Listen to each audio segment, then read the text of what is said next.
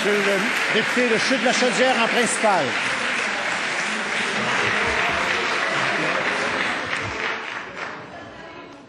Monsieur le Président, comme les usagers le savent et s'en inquiètent à chaque jour, le pont de l'île d'Orléans ne répond plus aux normes de sécurité actuelles et il en coûterait trop cher pour le rénover.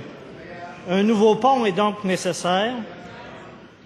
Dans ce contexte, est-ce que le ministre des Transports compte profiter de la construction d'un nouveau pont pour répondre du même coup aux attentes des acteurs économiques et des usagers de la Rive-Sud dans leurs besoins de déplacement vers la Rive-Nord? Entend-il prolonger le pont de l'île vers la Rive-Sud par le biais d'une jetée ou d'un moyen d'un tunnel? Ces options sont-elles à l'étude? Monsieur le ministre des Transports.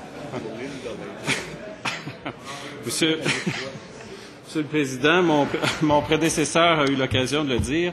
Nous avons lancé des études au ministère des Transports du Québec. D'abord, parce que le pont de l'île d'Orléans, comme l'ensemble des infrastructures du réseau supérieur au Québec, font l'objet d'un programme de surveillance pour nous assurer qu'ils répondent adéquatement et que les usagers puissent l'utiliser en toute sécurité. Par ailleurs, pour la question du pont de l'île d'Orléans, les inspections ont indiqué que c'est une structure qui est vieillissante, effectivement, mais il y a des études qui sont en cours présentement, à savoir de quelle façon cette structure-là pourrait éventuellement être remplacée. Ces études-là ne nous sont pas encore parvenues. Lorsqu'elles nous seront parvenues, Monsieur le Président, comme c'est l'habitude au ministère des Transports, dans la plus grande transparence, nous en ferons part au public.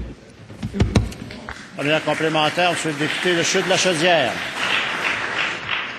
Monsieur le Président, j'aimerais que le ministre me précise si dans les études, il y a des scénarios d'envisager pour faire un lien avec les gens de la Rive-Sud, les gens de Bellechasse, les gens de Montmagny, les gens d'affaires qui doivent se rendre à tous les jours à Québec, tout simplement. Donc, est-ce que dans les scénarios qui sont sur la table actuellement, il y a des études qui sont faites pour en connaître la rentabilité ou la faisabilité plutôt?